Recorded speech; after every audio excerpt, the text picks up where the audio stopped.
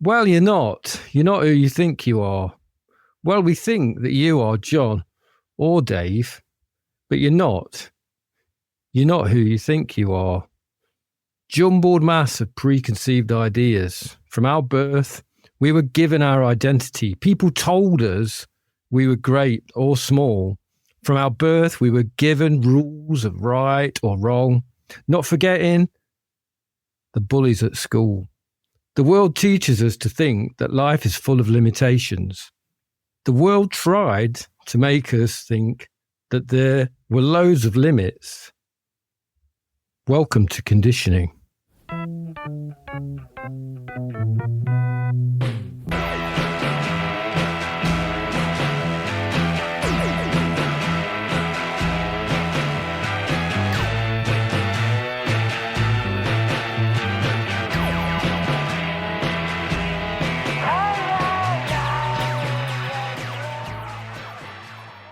Joy to the world. Hello and welcome. Hello. Welcome to the This Our Johnny Domino podcast. It's us again. It is. My name is Steve, and that is my brother Giles. And on this podcast, we listen to songs that we have written and recorded over the years, and also talk about things that have occurred to us and other songs that people have recorded, and basically just general chit-chat and badinage and brotherly squabbling. And we're trying to make something to brighten up your day. Oh, yes, we do. On this rather dark and dank time of year. Oh, it's been particularly dark and dank today. It has, dank. And damp. Dank. So I was reading some lyrics there, as is my usual habit. And I wonder if any of the listeners managed to locate where they were from. I doubt it. Well, I'm sure a lot of them will. I'm sure a lot of Do you them will. think? I think, people who are of a similar vintage as ourselves will know that that is track one, side one from Howard Jones's debut album, Humans Lib. Seminal. Yeah, it's a bit wanky. Humans Lib, and that's the song Conditioning. It is Conditioning. Or is it Total Conditioning from the 12-inch album? No, it was definitely track one from Humans Lib. Yes. Right. And I've been getting into Howard Jones a bit recently. Don't know why, really. I think I just saw the album cover and I just thought that's a really weird album cover. Yep. That sort of weird pencil drawing on it. And I just remember hearing it coming out of your room a lot when you were like, I don't know, you were like 10 years old or something. 11. I got it for my 11th birthday. That's it. Yeah, yeah. And the best thing is, I went to school on my birthday and I received that album in the morning. And Mum had to come and get me from school because I was feeling very poorly. Mm. And she came and got me from school and set me up on the sofa. And it was like, she left the room and I turned up that album quite loud. And Mum came in and she was not very impressed with me because I was. Your birthday. Yeah, I know, but I was clearly, as we used to say, capping off. Were you just making out? You weren't really that ill then? Of course I was. I wanted to listen to my Hojo album. So you just pretended you were sick? Yeah. No way, man. Yeah. Hey, you know what? Do you remember that Howard Jones was basically the second gig that I ever went to see? I know. 1983 at the NEC on a coach trip. Was Jed Hoyle in attendance? Jed was there. Doing his mime, throwing off his mental chains. I have been kind of thinking about Howard Jones a bit. And I think we've got to give him a bit of respect. I think respect is due to Howard. Because he's always been a bit of a figure of fun since his brief. Well, it was fairly brief, wasn't it? Pretty brief. His fairly brief sort of period of chart success. Yeah, people have sort of Howard Jones, bit of a wanker, but he's not. He's good. I like his songs. They're really positive. Listening to them again, he's at least he's singing about something. Yeah. I've been reading about him, and he was a bit of a grassroots artist. He started off just playing local places. He was not an industry plant. You know what I mean? He just kind of started doing stuff with him and his keyboard and his mate with his metal chains. Yes. And jangling around. They had a vision of the future and it involved mime and synthesizers. Yeah. And they did it, and they played local gigs around High Wycombe. And then he hired the Marquee Club and did a gig. And that kind of got him a little bit of attention. He got a Radio 1 session and he got some support slots supporting China Crisis and OMD, I think. Oh, Christ. And, that was it, really. He became like a big thing for a while. And he just did it himself. So I kind of got a lot of respect for him, really. I think he's good. But yeah, I don't know. I can only really listen to the first side of Humans Lib. The second side kind of gets... I can't even remember what's on the second side. To be honest. But the first side has got some good tracks on it. Well, it's got all the hits, hasn't it? It's got Conditioning, Hide and Seek. It's got the aforementioned Throw Off Your Mental Chains. Oh, and What Is Love? So it's got all the hits on side one. It has. Side two ends with Humans Lib, doesn't it? Yeah. I seem to remember in my 11-year-old brain, I was a bit perturbed by the fact that Humans Lib seemed to be all about sex. Yeah. It is a bit, isn't possibly. it? Just that was popped into my head. I don't know. But the song that I was quoting, Conditioning, I mean, that is very, and the word I'm going to use is prescient. Yeah. Because it's about like people being brainwashed. Identity politics. Yeah, and people being brainwashed, right? By the conditioning, The man. By TikTok, man. That's what I think. So go away, listen to some Howard Jones. Yeah. And while we're living in this dystopia. Absolutely. I'm feeling a bit dystopian today. I feel like this may be a bit of a theme today. Okay, good. I'm thinking about I'm living in some sort of like 1980s dystopia. Okay. And it feels like when I look out the window and it's like kind of dark and raining. It's proper grim, isn't it? Yeah, it's grim. Anyway, welcome to the This Old Johnny Domino podcast. Yes. Here we are. Again, episode number, if you can believe this, 55. Hey, that's good because I'm 55 like next month. Hey, that's true. Crazy. On the 90s Derby scene, I just want to be seen. On the 90s Derby scene, where have you been? On the 90s Derby scene, I just want to be seen.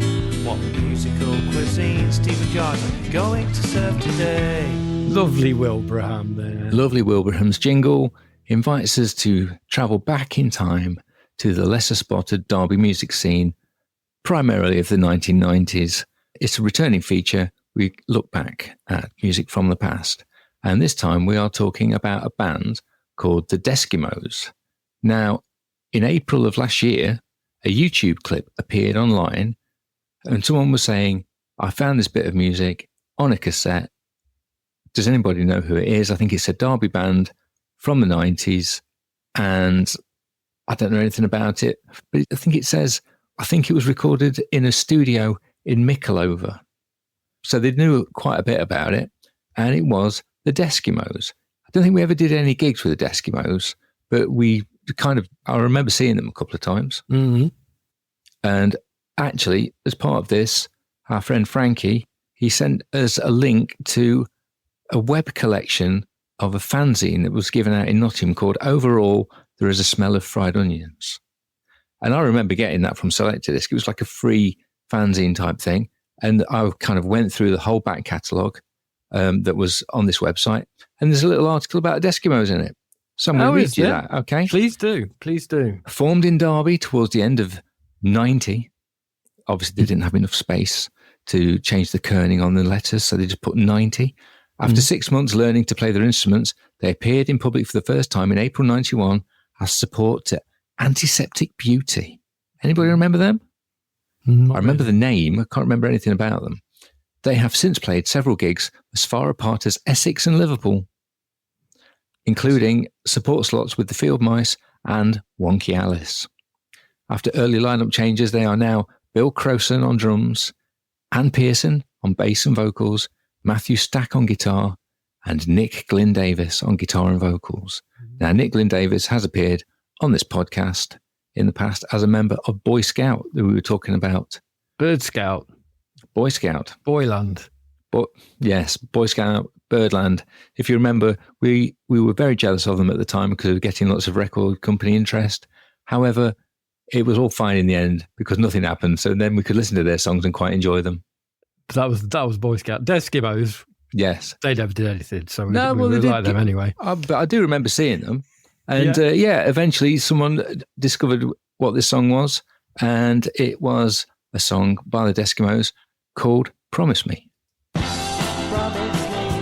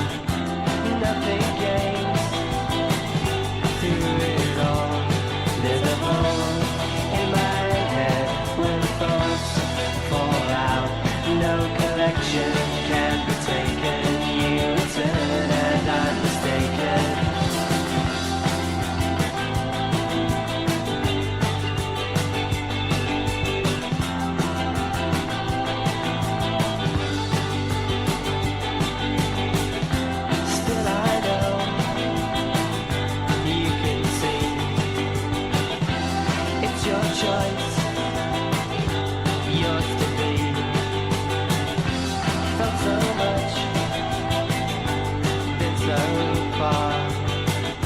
I just want you to know where you are. There's a hole in my head where the thoughts fall out. No collection can be taken.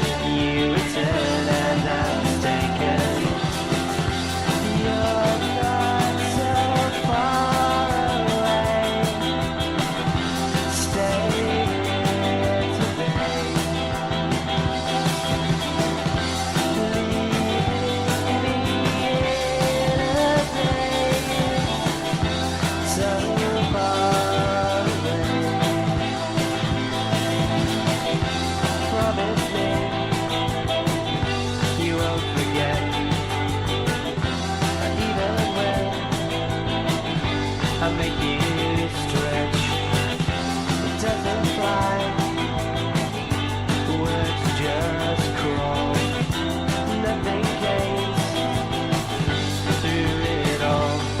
There's a hole in my head where the thoughts fall out. No collection can be taken. You return and I'm mistaken. So far away today.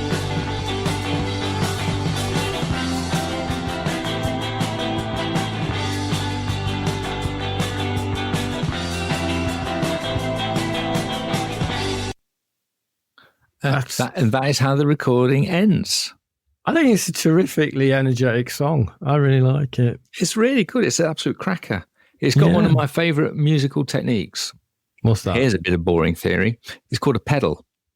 So that guitar bit, that basically stays the same and things move around it, mostly the bass line. So it reharmonizes with that on each return. I remember what's the name telling me about that on Rock School. Oh, who was it? Was it Deirdre or was it? No, it wasn't Deirdre. It was the guy, the bass player, Henry. It was Henry, the bass player. He taught me about the pedal. Anyway, Rock School digression. Yeah. Deskimos, really good. I mean, they're one of them bands that are kind of like has obviously disappeared, and there's not much of their stuff out there, is there? Really? But that was cracking. I really like that. Of that kind of thing, indie relationship drama, pop music. Yeah. Good lyrics as well for, some really nice things in there. Promises. Always a good thing to write a song about. Yes. Yeah. It's good. It felt cynical, but optimistic at the same time. I liked it very much. It is. It's a cracker. And that is where the tape ends. I'll fix it in the edit. I'll put an end on it, okay? Don't worry about it.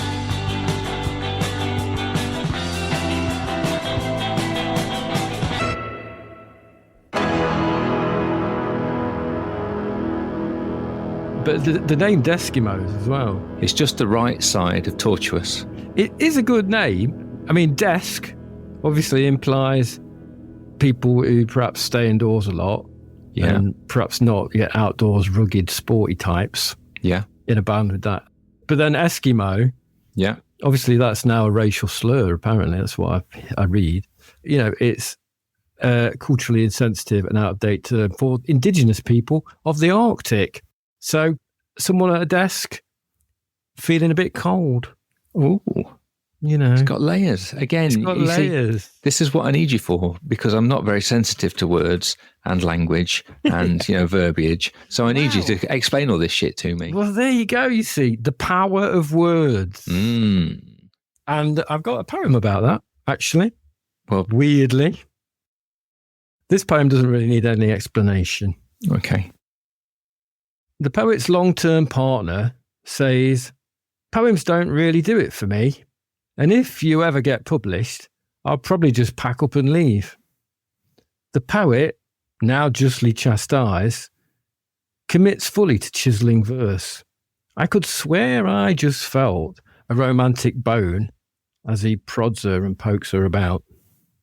And on their May wedding day, the poet weighs up the word husband, and he weighs up the word wife, and he finds them both wanting, like leaking boxes puddled in the stuff of them. And she says, stop being a twat and come and cut the cake. I know you never want me to say anything after your poems, but I thought that was great. Really great. I enjoyed that very much. It kind of sums things up at home. Good. Don't be a twat. You've got to have somebody. I mean, I don't know what other people in our kind of milieu position, or in our milieu, that's the word. Yeah. In our milieu have in terms of their kind of living situation. But I live with somebody who is utterly unimpressed with pretty much everything I do in terms of like poetry and music. And I find it incredibly helpful, to be honest, because she's just really not interested in it. Yeah. I don't know. Is that just me? Does anyone live with somebody who's like their biggest fan? I don't know.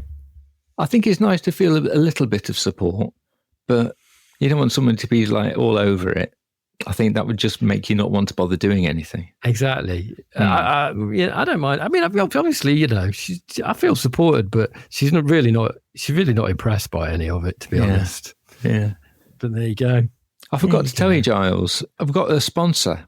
So we're going to go to a quick ad break. Now, it's a new product, and I think it's really going to take the world by storm. Oh, exciting. Come on, Cole, jack back. 50,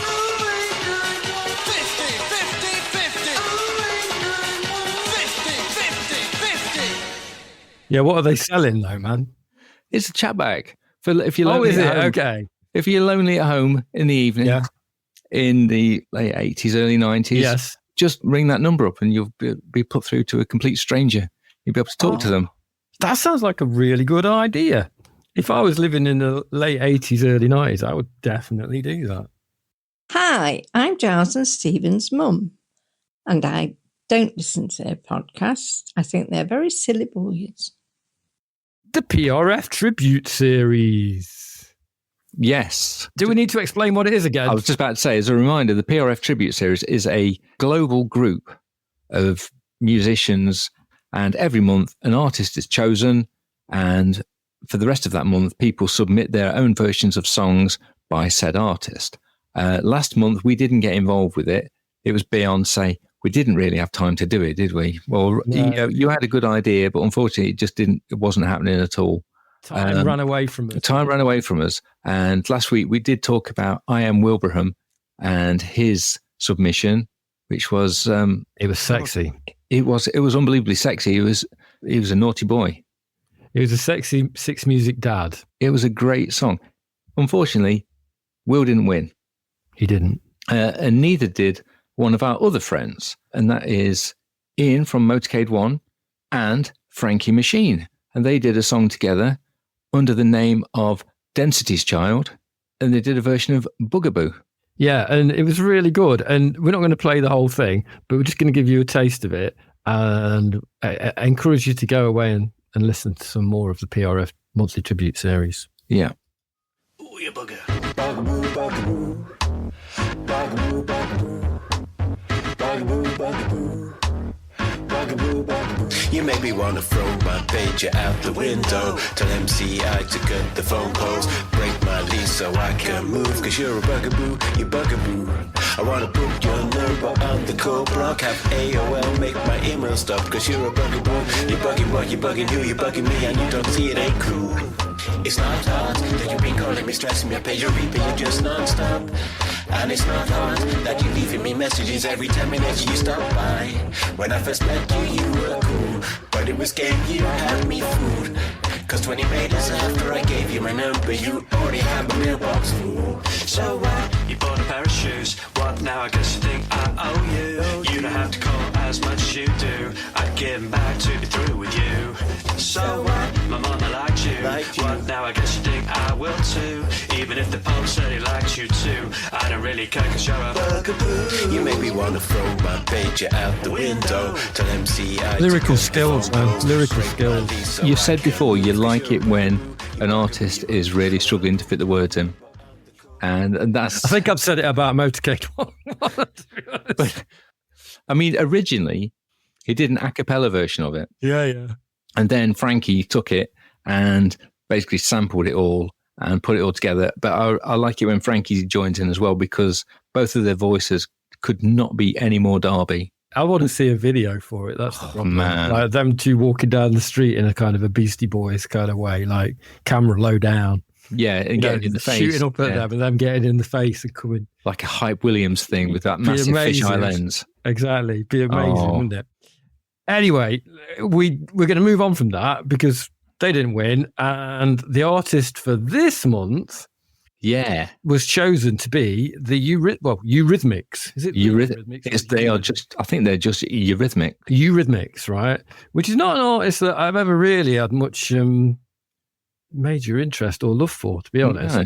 But the good thing about the PRF monthly tribute series, I think perhaps it does make you investigate things a little bit when you're trying to find songs to get a handle on. And I listened to the first album, In the Garden, from 1981, which I'd never listened to before. And it's a cracking album, actually, of that type, you know. It's very 80s dystopian sounding. And it's, you know, glacial synths. I found out since it was recorded in Cologne by Connie Plank, and it's got members of Can on it, and even Clem Burke's on it, believe it or not. And it's got some really good songs on it. So we got the thought that we would do one of those songs. Yes. I think we're going to give a little bit of a preamble before we play this track, because I kind of want to give the listeners a bit of some tasting notes, really. So we've done one of the songs from that, and it's called All the Young Brackets People of Today. Close brackets. Close brackets. So we've recorded that, and we've done we've gone, I don't know, I think we were listening to a bit of Devo. Oh, yeah, possibly a little bit. Been listening to a bit of Devo. Yeah. And also, I recorded the vocals on a day when I was very, very frustrated with work. Yes. So I was feeling quite angry. And I want to just say, I do not think that all young people are twats. I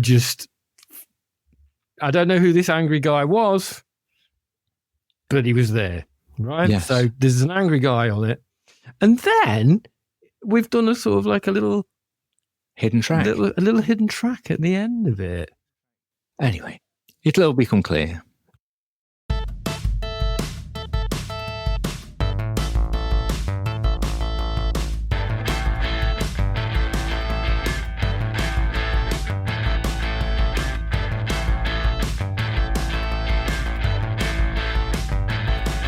Young men, not so innocent, we'll give you wide eyes, we'll show you knowing smiles. Young girls, an air of independence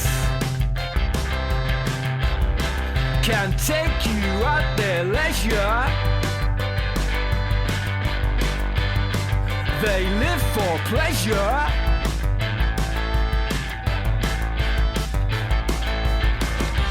All the young people of today, all the young people of today, all the young people of today,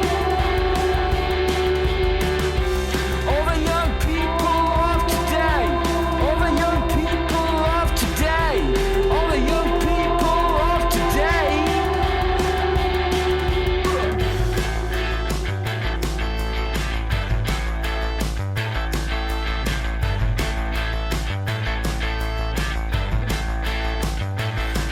Young man,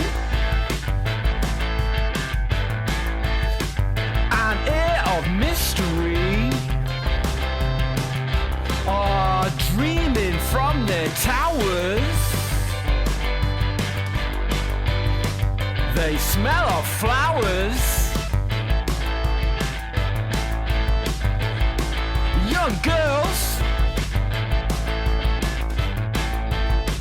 they can do anything. They are set to win with unmatched powers.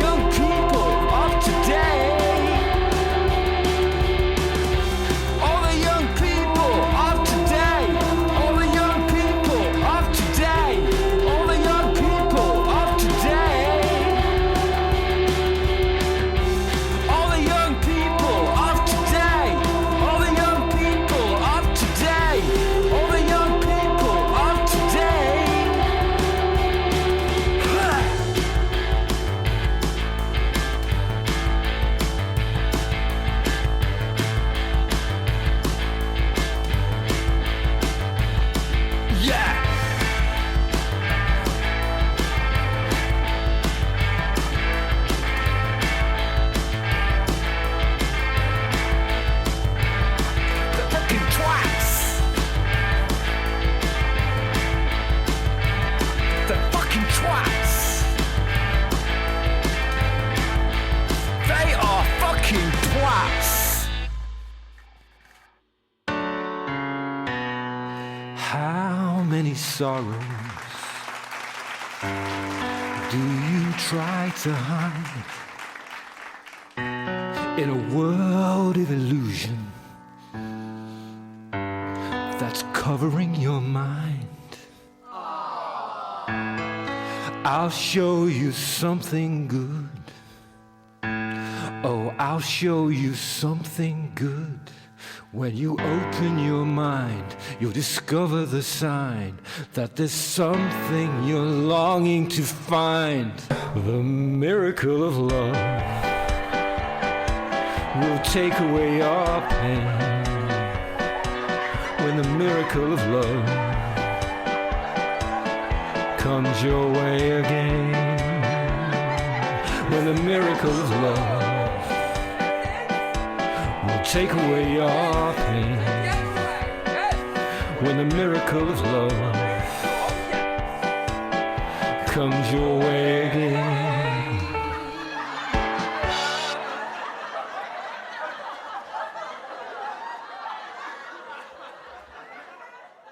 I think we've taken the listener on a journey through the Eurythmics there. Yeah, I'm just looking at the Wikipedia page for the album that is from. It's called Revenge. And Yes. I remember we had a copy of that on tape in our house Yes. as we were growing up.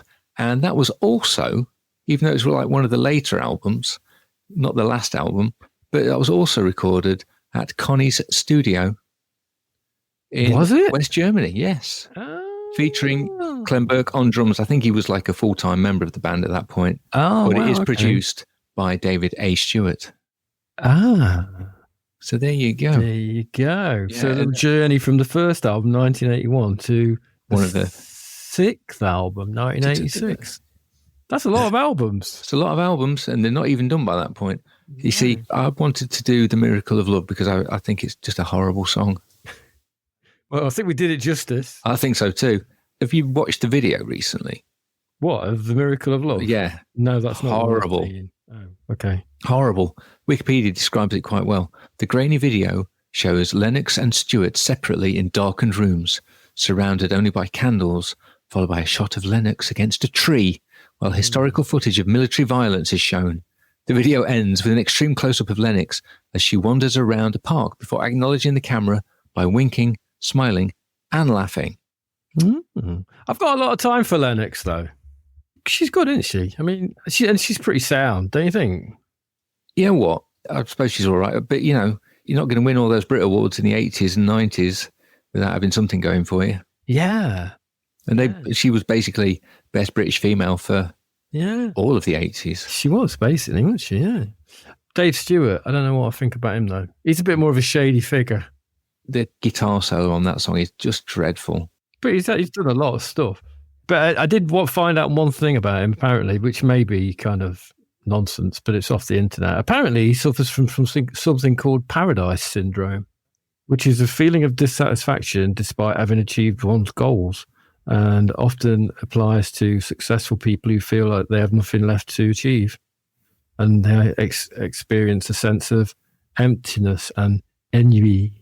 Ennui. Okay.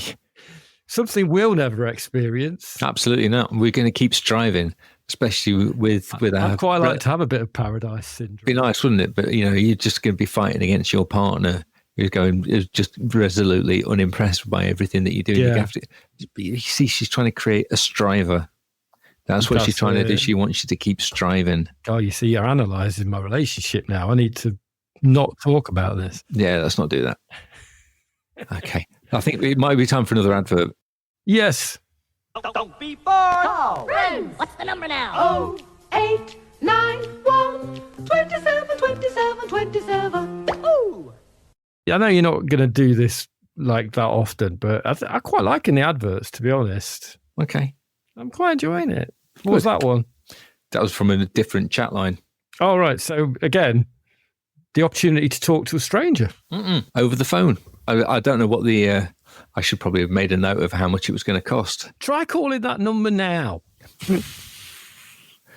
Try it, listener. What if there's just somebody in there waiting? They've been on the phone and the wind's been blowing down the phone for the last 30 years. Still there. And they're going, hello? Somebody will phone me eventually. Hello? You see, that's very dystopian as well. You were right. There is a theme. There is a theme, man. There's There a is theme definitely to a it all. Well, more of that at the moment. But yeah, anyway, just to finish off with the PRF monthly tribute series, that was our entry for this month. We'll see how it goes. I'm not betting the farm on it, I'll be honest. Steve's not holding his breath. Well, you never know. We might win. I think we tend to come at these things from a slightly... I mean, let's be honest. They might go for the hidden track thing, though, Steve. Yeah, but maybe we're just finding out why we've been so resolutely unpopular in everything that we've ever tried to do. And maybe this is it. We're just going to keep doing it, and then eventually we'll go, oh, right. Yeah. It is us. It is us. It is us. It's not everyone else. Yeah. Eventually you have to get to a point where you go, maybe it's us. True. And now we're trying to do this podcast thing. Yeah. And you'd think, right, a basic thing would be to sort of say, next episode, we're going to review a film. And then in that episode, we would actually be ready to review that film. But we failed, haven't we, Steve? Because absolutely. I said that I was definitely going to go and see the Bruce Springsteen Deliver Me From Nowhere film. And I've completely failed to go and see it and know nothing about it other than the rather mixed reviews that I've seen of it. Yeah. So can't really talk about that. So I'm feeling pretty sad about that. However, I did go and see another film. About a working class guy who's sticking it to the man. That's got nothing to do with Bruce Springsteen and Deliver Me From Nowhere. I went to see The Running Man. What, the new version? The new version of The Running Man. Oh, now. Produced and directed by Edgar Wright. The second adaptation of a novel by Stephen King. Also, here's the word again, prescient, dystopian, sci-fi, about reality TV, inequality, economic weaponization of media, everything. You know, everything. Basically, it's all there. Right? It's basically, you're telling me it's too much. Well, you know, I went to see this film. Okay. I went on Saturday and I went on my own. Nice. Just for the podcast, really. Oh. Right. That's more than I would do. It's more than you would do. Yeah. And I've got quite fond memories of the Arnie version, actually, watching that on video, probably with you. Yeah, and Dick. Yeah, and Dick. But I'd never read the Stephen King novel, though I am a massive fan of Stephen King. Yeah. But the film is about a desperate guy who has no money. He's living in this terrible society where there's no healthcare and it's an authoritarian police state. And he's got a sick kid. So his only option really to save his kid is to go on reality TV and win some money. And he ends up going on this show called The Running Man, where runners are hunted by assassins, hunted to death. And no one has survived so far. And this is apparently, as I say, more faithful to the King novel, because the Arnie version was like camp as hell. Do you remember the kind of the assassins in that? There was this one called Buzzsaw that was this big guy in lycra with spikes on his helmet or something. So it's kind of funny. It's a very kind of retro futurist kind of film. Yeah. It's interesting because it's kind of like it's set in the future, but not in the far future. And it's got also, it's a future where people have to still record things on videotape, and then the videotapes have to be posted into letterboxes, which is quite bad. So I guess that's coming from like the Stephen King novel. But Stephen King, when you watch this film, you realize he was so good at like looking into the future and accurate in kind of seeing how things are now. I mean, he basically invented the self-driving car. He basically did. In Christine, yeah. The guy is a visionary. Yeah. Right? And he invented feminism in Carrie. He What else did. did he do? What else did he do? He did. He invented good reads in Misery. He really did, yes. Okay, Right. so we're big fans of that. Yeah. But yeah, I would say this is a pretty good film. And I would give it a 8 out of 10, really. Right, you give it 8 out of 10, but you said it's a pretty good film. It's a pretty good film. I'm going to give it 8 out of 10. I'm generous. Okay. My scores are not anything that anyone's ever going to, run their lives by, right? I'm just saying it's a pretty good film and it's got a happy ending. Oh, At the end, it all works out. He sticks it to the man. good. So it's another $1 million film made by a huge media conglomerate about sticking it to the man. So it's the man is telling us to stick it to them. He's making us feel like we're sticking it to the man by making films about sticking it to the man. That's nice. I went to see it at the Broadway Cinema in Nottingham, and they have a very strong teaching adverts thing going on with the adverts before the film. It's all very much like, get into teaching. And it's that kind of thing where the life you change, the most is your own. That kind of thing. You've seen the adverts. Self-actualization. Right? That's it. I think it's a very bit of positive social engineering going on there, because the sort of young people who go to the Broadway cinema, art cinema in Nottingham, they do basically need encouraging to go into teaching, because there's got to be somebody who's going to like I was saying in the last episode, somebody's got to teach these kids. Somebody has got to open their eyes and lift their eyes away from sort of the brainwash, or we are going to end up in The Running Man. Yeah.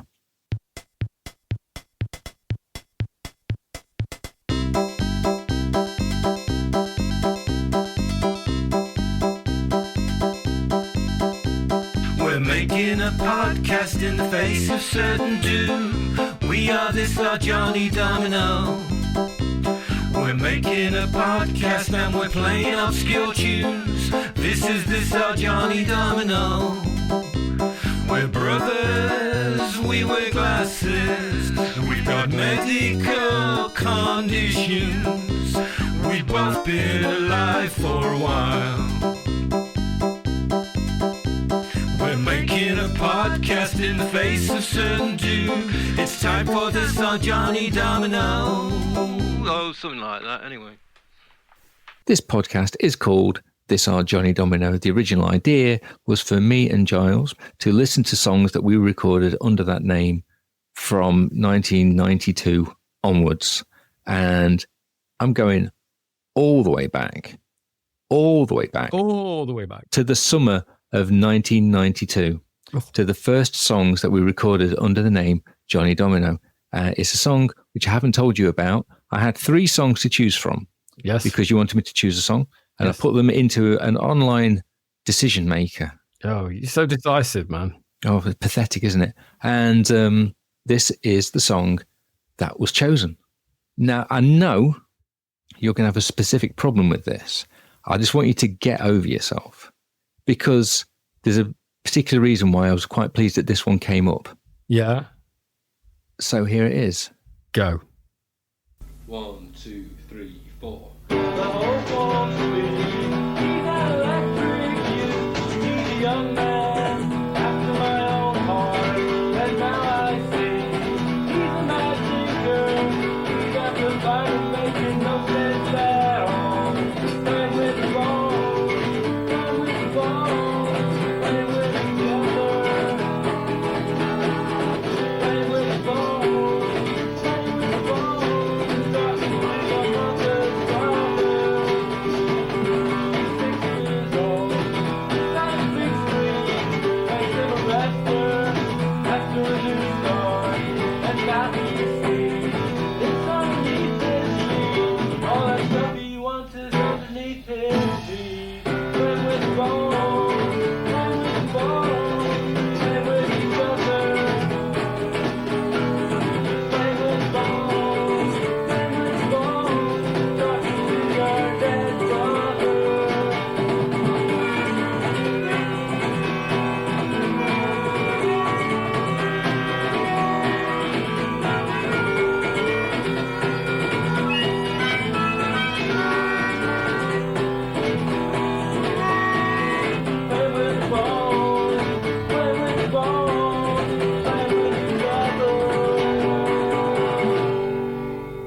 going all the way back to 1992. Okay, let me hit you with the reasons It was an why early Mumford & Sons track, that, wasn't it? Yeah, but I'm going to hit you with why I like it and I enjoy listening to it today. Yeah. Can I just say, recording songs for the PRF Tributes series is very nice. Recording on a computer is a bit of a pain in the arse. Now, that we set up the 4-track in John's front room, John on drums. He had a stereo microphone and we used we only used 2 tracks on that. Everything's recorded into the one microphone. Mm-hmm. Piece of piss. I enjoyed it. The fact is, we just made the song up. I think I had the music and then you wrote some words and that was the first time you sang it and the first time I'd heard the words. So it was like, okay, that's done. I like the fact that I think it might be Albert on harmonica. Mm-hmm. And it reminds me of Captain Beefheart. Because in what way? Because only in the sense that apparently he saw Ornette Coleman playing the saxophone and said to himself, that looks easy. And I think there's a bit of that about the harmonica playing. Yeah. And I like that. And, it's naive and it's a bit gauche. But you know what? We'd been in a grumpy guitar noise, hardcore type band. And we decided we wanted to write some very simple songs. Can't get much more simple than a song with G, D, C, and a bit of an E major, just to mix things up. You know what I mean? And it was a great summer because we were just creative with our mates, and I loved it. There you go. It's kind of like a nice window into the past. Yeah. Yeah. To a less dystopian time. It all ties together, and that was a completely random choice. I'm going to say I quite liked it. Yeah. I'll give it an 8 out of 10. 4 out. You can't say I quite like it one thing and give it 8 out of 10. Then you quite like another, you give it 4 out of 10. Yeah, I can. Okay. I can. You can do what you want, obviously. My name is Caprice. I did quite like it, Steve, actually. And I like the fact that you surprised me with a song. Yeah. And I think you should continue to do that. I will do. Dig it into the old back catalogue. And the old back cat. Weird old recordings. And that was the initial, the raison d'etre for the podcast, really, wasn't it? Yeah, when we first started this back a couple of years ago now. Yeah. So I'm just trying to yoke you back to the original premise. Yes. And that's all right. You know what I mean? But we are going to do another episode soon where we're going to choose another selection for a best of, aren't we, of the old tracks. Volume 3. I'm not saying Playing with Bones is going to be on it, but I just wanted to play it. All right. But just flagging that up, there might be a Volume 3 coming up soon, believe it or not. I mean, how many unknown bands have 3 volumes of best of? Yeah.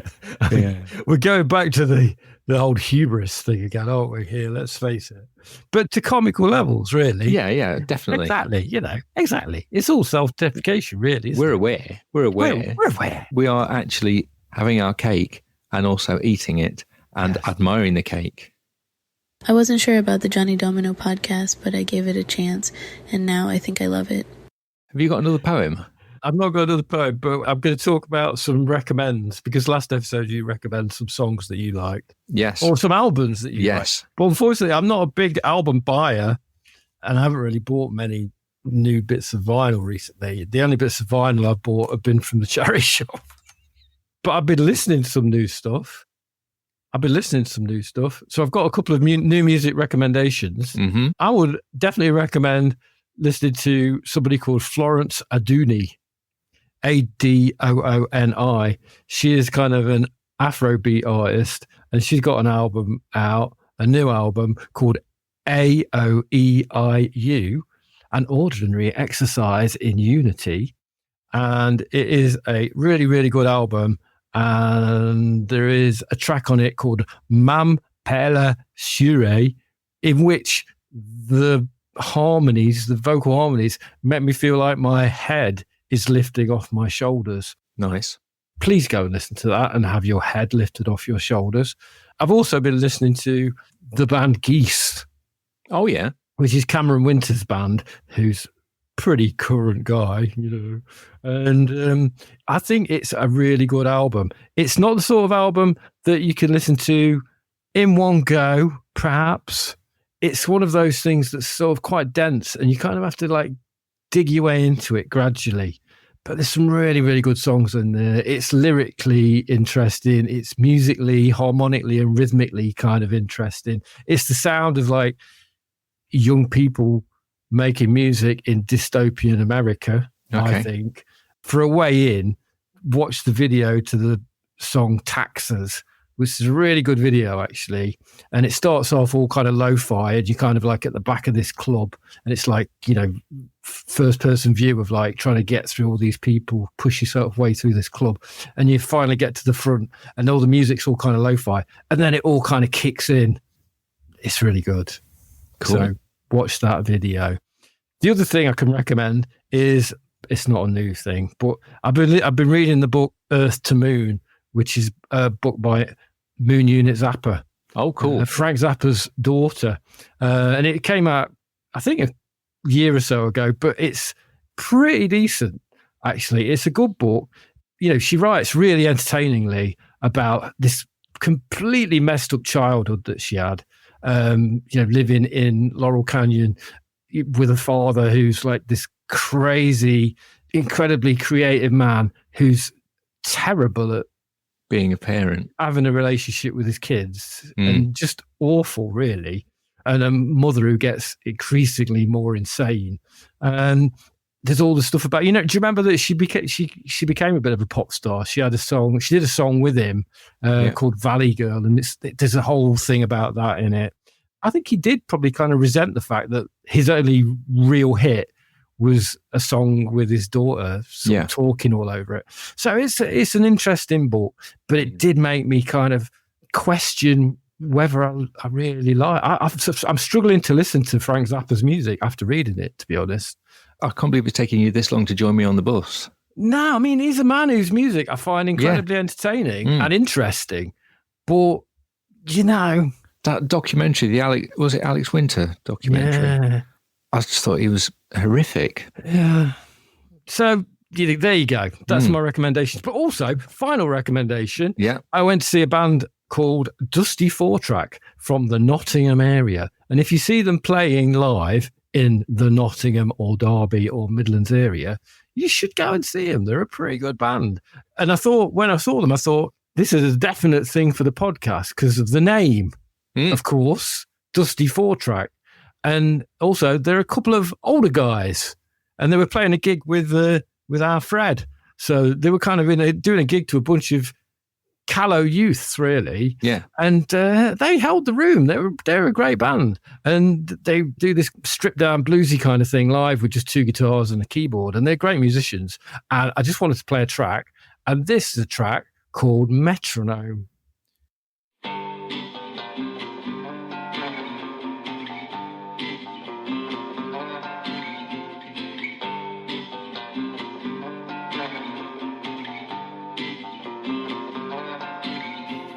Waves will wash your dirty souls, where we find a way back home. The tide has covered up our tracks, where we find a way back home. Take us to the higher ground, where we find a way back home. The sky has gone from blue to black, the moon will guide us to our home. Moon will guide us to our home. So we do soldier on, soldier on, soldier on to the sound of the metronome, to the metronome. All we do is soldier on, soldier on, soldier on to the sound of the metronome, to the metronome. So that was Dusty 4-Track with Metronome, and they've got some stuff online to discover. But I really, really like their live sound. I think it's really, really good, and I think he's got a great voice. You saying he sounds a bit like it's got a bit of the Gomez about it, about the vocal, a little bit. A little bit, but How did they go down with Fred and his young friends? yeah, they were great. Like I say, you know, they kind of really, they really went down really well. The young people like the blues. Yeah. It turns out. And they're putting out some vinyl soon. Sweet. We're very excited about that. I don't know, I haven't got any dates for that, but they're on about like putting out a piece of vinyl with some of their songs on, which is exciting. But, you know, they're on social media and stuff, so check them out. They're really good. And if you live in the local area, they are playing quite a few gigs. So, Dusty 4-track. Lovely stuff. I think that's the end of the podcast, isn't it? I think it is, Steve. I think have you enjoyed it today? Been delightful. It has been snappy. It's been positive, but we've dealt with some heavy subjects. Yes. You know, we've got Dystopia, and you know, it's been, you know, so it's got some depth, right? Giving people something to chew on. Anyway, that's about the end of the podcast. Thanks very much for listening, everybody. And if you'd like to get in touch with us, that would be... What? Whoa. Steve, come on, man. Whoa. What the hell are you doing? You interrupt me every time we do this recording. I thought it was time. There was medicine that you were taking, that it was your own, and I was giving it back to you. I'm going to use the word twat again. Okay. We used it enough. All I just want to say is in my work as a podcast editor, I use a particular podcasting service quite a lot called Buzzsprout. And one of the things they do is you can put in a description of your podcast and it will recommend some titles to you. Oh. So I thought I would put a description of This Are Johnny Domino. Could they come up with anything which is a little bit less willfully obscure? Hold on a second there, right? Yeah.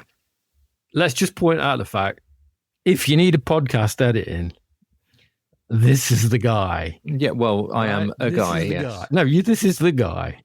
That's very kind of you to say He's so. a very, very good podcast editor. He makes this work, which, you know, if he can make sense of this, and it does kind of make sense when he's edited it. Yeah. Right? He can do anything, basically. So, yes, Tish. use the guy. Okay. Use Steve Woodward, podcast editor, right? Podcast. But what you're telling me is that we could consider changing the name of the podcast? Oh, you know, it depends on what you think of some of these. I mean, I think quite like to. There are some quite tasty ones here in this particular list. So these are the titles that it threw out at me. I won't go through them all. Okay. I'll give you a few. Chorus banter. It's a bit. Yeah. I actually quite like that one. Chorus banter. I think this one's a little bit on the nose. Yep. Underdog anthems with brothers. I mean, it says what's on the tin, doesn't it? But maybe that's what we need, something more literal. Okay. Well, maybe that might get us more listeners. What, rather than This Are Johnny Domino? Which means nothing. Okay. Tape spools and tin crowns. I like that one. That's like kind hearts and coronets. Oh, yes. I quite like that. It's got a bit of a like Edwardian feel to it. I mean, this one's a little bit, it's like the Silver Jews, I think this one is. Go on. Broken Jukebox, Bright Hearts. Yeah, that sounds like, doesn't sound like us though. We haven't got any jukeboxes, and Bright Hearts is not. No, absolutely not. Dark Hearts. From Missed Charts to Mythic Starts. I think that's quite difficult. Welcome to From Missed Charts to Mythic. You see, you've got to say, welcome to another episode of Indie Deep Cuts. Indie Deep Cuts. That's another one. I like that one. You see that one again, that might just get people listening because it's like Indie Deep Cuts. I like both of those. Yeah, but there's deep cuts and then there's subterranean cuts. Well, okay. What about that then? Okay. Indie subterranean cuts. How about quiet verses, loud laughs? No, not that one. You're not feeling that one. No. How about I don't think I've said this one. Crate mate debate. Yes. Great mate debate. Crate. How about the great crate mate debate? There you go. Oh, Jesus. The great crate mate debate. Yes. I think that's good, but I think we should think about it seriously. Listeners, let us know if you think any of these suggestions might fly. Okay. And get in touch. And if you don't, we'll still be here, you fuckers. And we're going to be recording another episode soon, so you'll be able to hear us again. Yes, but do get in touch with us if you've got any music you want us to play on the podcast. We'll be kind, we'll be supportive, we'll be critical, but hopefully we'll be enthusiastic and encouraging. And kind. And kind. And gentle. Join us again on the Great Crate Mate Debate. Yay! Please do like and subscribe to our podcast and recommend it to someone who you think might like listening to all this kind of weird shit. Send us some of your old music and enter the eternal halls of the 4-track gods.